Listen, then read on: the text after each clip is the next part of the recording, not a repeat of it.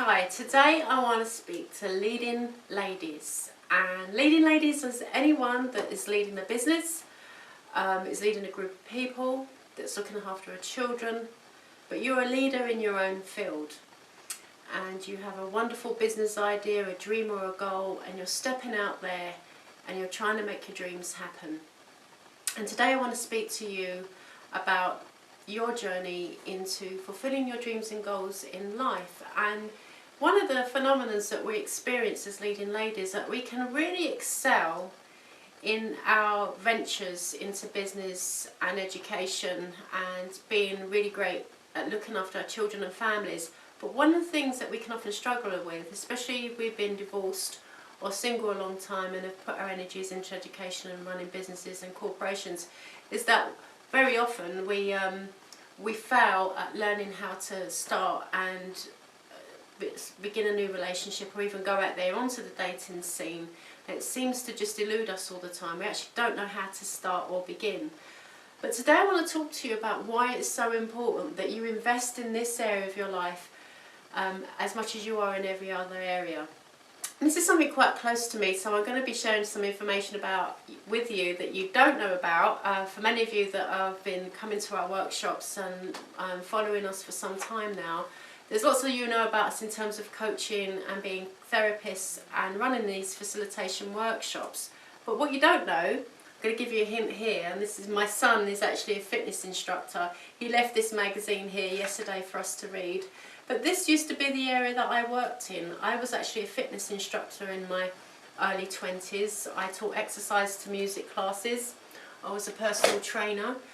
I would have up to 100 people attending one of my step aerobic classes or aerobic classes. I'd done fitness assessments and personal training in people's homes. And I had big dreams. I was stepped out. I started private classes in big school gyms. And I had this idea back in the 90s of actually having my own personal training studio. Now, this was when I was in my 20s and my kids were still quite young. And previous to that career, I had other dreams and ideas. I'd go through my community and notice gaps in the market. I noticed that we needed a bakeries. I thought, wow, we could really do with a bakeries along this stretch of road. And I never done anything about that, but a couple of years later, bakeries was set up and it done very successfully. At the local train station, I thought, wouldn't it be great if we had a kiosk here that served teas and coffees and sandwiches. Again, never acted on that dream. Lo and behold, a couple of years later, somebody else went and set up their business there. And over the course of time, I came up with these great ideas, and my son and I were talking about that yesterday, about these great dreams that I had when I was a fitness instructor, and some of the visions that I had for that career. A lot of people only started doing that 10 to 15 years after I actually left the field. And to be honest with you, I only lasted a couple of years. I went for all that training. Now, just to prove to you, here's some of my certificates. Teacher of fitness training, slide training. I don't know if any of you remember when slide training was out in the 90s. I've got another one here for my exercise assessment counselling and exercise of music. All these great step training certificates, all of these training that I went through. Finally qualified, finally doing quite well, finally get my first pay pack, set myself up as self-employed, and I got into a new relationship. And that relationship, from very early on, I started financially supporting my dating partner. We'd only been together for a few weeks, and already I was putting my hand in my pocket, financially supporting him and his dreams and his goals for the future.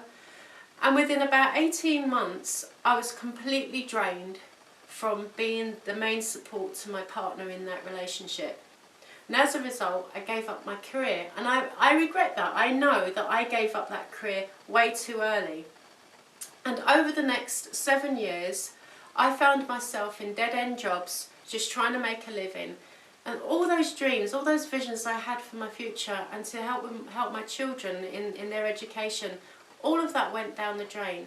And all I was doing was maintaining survival, making it from 1 month to the next. I was increasingly getting emotionally drained, and I ran up huge amounts of debts. So that when I left that relationship, I was over £30,000 in debt.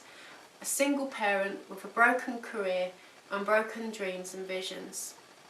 And I just want to say something to you leading ladies. If you don't find the right partner, that could very well happen to you, and some of you that are listening today have been through that as well. And one of the greatest investments you can make in your life, for your dreams, to make a difference in this world and for the future of your children, is to work out your dating life. Don't put it on the shelf. Don't assume because you're successful in all these other areas that you're going to be able to walk into a relationship, especially if the past hasn't been that great.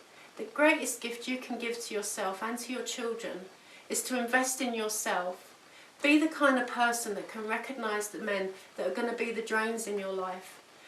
Recognise the type of man that's going to stand behind you and support you and pour his energy into you so that you can fulfil your dreams and your vision, and is not going to be intimidated by the goals that you've set and the God-given visions that God has put on your heart.